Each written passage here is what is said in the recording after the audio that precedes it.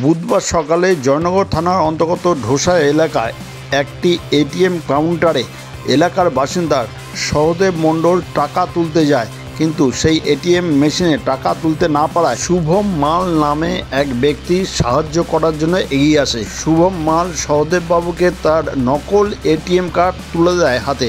তখন সহদেব বাবু তা বুঝতে পারে, সঙ্গে সঙ্গে চেঁচামেচি করতে এলাকার মানুষ ছুটে আসে। জয়নগর থানায় খবর দিলে জয়নগর থানার পুলিশ এসে শুভম মালকে গ্রেপ্তার করে। পুলিশ তল্লাশি চালিয়ে শুভম মালের কাছে প্রায় 24টি নকল এটিএম কার্ড উদ্ধার করে। ধৃত ব্যক্তিকে জয়নগর থানার পুলিশের পক্ষ থেকে বৃহস্পতিবার বারুইপুর মহকুমা আদালতে তোলা হয়।